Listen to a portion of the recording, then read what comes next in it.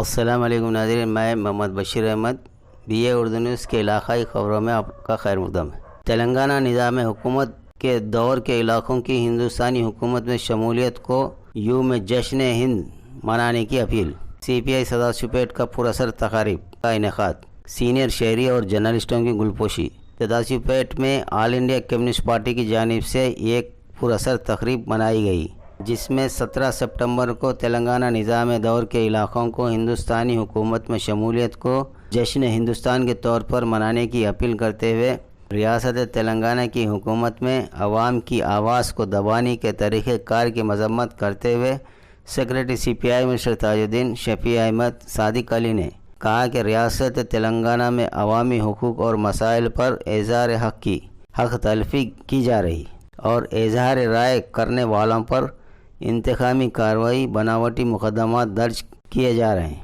तकरीब से मुखातिब करते हुए CPI कायदीन ने तेलंगाना में गरीब अवाम के लिए डबल बेडरूम्स की तकसीम और मुलाजिमतों के मसाइल पर अमल आवरी का मुतालबा किया। इस मौके पर senior citizen mister Mohammad Jafar भाई, मोहम्मद रफ़ीउद्दीन दरगाह महबूब बाशा और senior journalist mister Mohammad Basheer Ahmed और mister Mansoor Ahmed staff reporter की गुलपोशी की गई।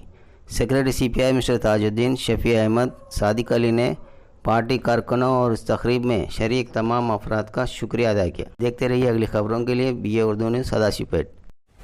దాదాపు మీ కమ్యూనిస్ట్ పార్టీలో పనిచేస్తున్నప్పటి కల్పన నుంచి మా పేపర్గా మాతో వెనుకండి మా ప్రతి కార్యక్రమాన్ని హైలైట్ చేస్తూ మాకు ఈరోజు ఈ స్థాయికి ఎదురుకు ఇది చేసిన మా చిరకాల మిత్రుడు ఉర్దూ రిపోర్టర్ బషీర్ గారు కూడా మంచి స్నేహితుడు. సరే మాకు అంటే నిస్వార్థంగా ఎలాంటి డబ్బు కమ్యూనిస్ట్ పార్టీ అంటేనే నిస్వార్థంగా పనిచేసే పార్టీ.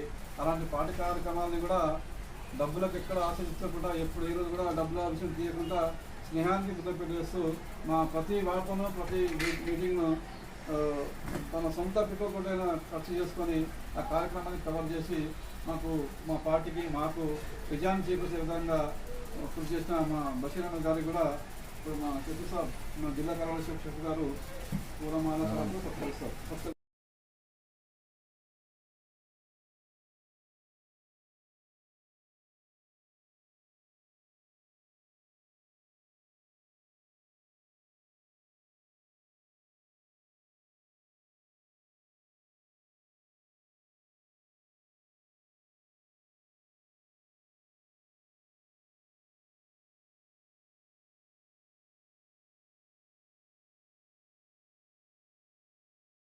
ఈరోజు భారత కమ్యూనిస్ట్ పార్టీ ఆధ్వర్యంలో తెలంగాణ సాయుధ పోరాట వారోత్సవాల్ని మన తెలంగాణ రాష్ట్ర ప్రభుత్వము విమోచన దినోత్సవాన్ని అధికారంగా చేపట్టాలని చెప్పేసి CPI అనేక సంవత్సరాలుగా డిమాండ్ చేస్తున్నప్పటికీ కూడా ఈ రాష్ట్ర ప్రభుత్వం ఎక్కడ కూడా చేయలేదు. అంటే ఈరోజు సెప్టెంబర్ 17 అంటే భారతదేశంలో ఒక చరిత్రలో లెక్కించగల రోజు ఇది. ఈ రోజుకు పెద్ద ప్రాధాన్యత ఉన్నది. ఆ రోజు నైజాం ప్రభుత్వము భారత్లో విలీనం కావాలంటే అప్పుడు నైజాం రాజు ససిబేర్ అన్నాడు.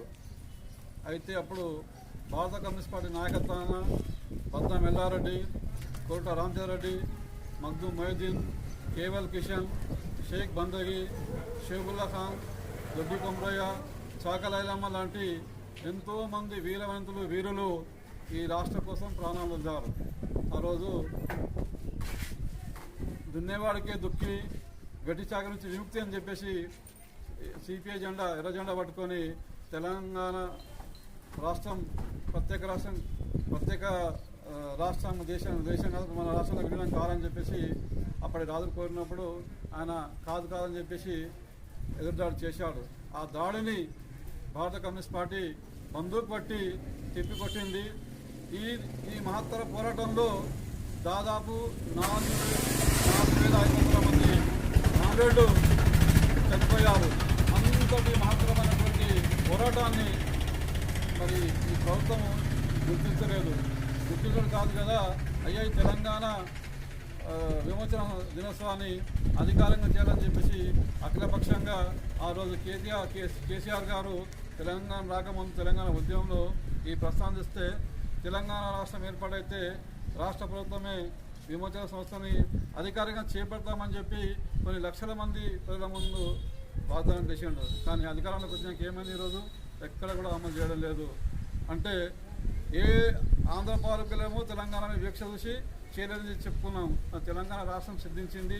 7 సంవత్సరాలు అధికారంలోకి వచ్చిన టీఆర్ఎస్ పార్టీ దీన్ని అధికారంగా చేయడానికి ఎందుకు సంకోచిస్తుందో అర్థం కాలేదు. అంటే కేసీఆర్ కూడా నైజాం లెక్క నియంత్రణ తయారై ఉద్యమాన్ని అణచివేయడము, ప్రశ్నించే గొంతుకల్ని అరెస్ట్ చేయడము, కేసులు పెట్టడము, జైల్లో పారడము, మొత్తం సేమ్ నిజాం రావులకు తయారు, అంతకంటే ఒక మెట్టు ఎక్కువైంది. కాబట్టి అందుకోసమే తెలంగాణ రైతాంగ పోరాటాన్ని గుర్తించడం లేదు. అలాగే రాష్ట్ర విమోచన దినోత్సవాన్ని కూడా గుర్తించకుండా అసలు పక్కన పడేస్తుండ్రు.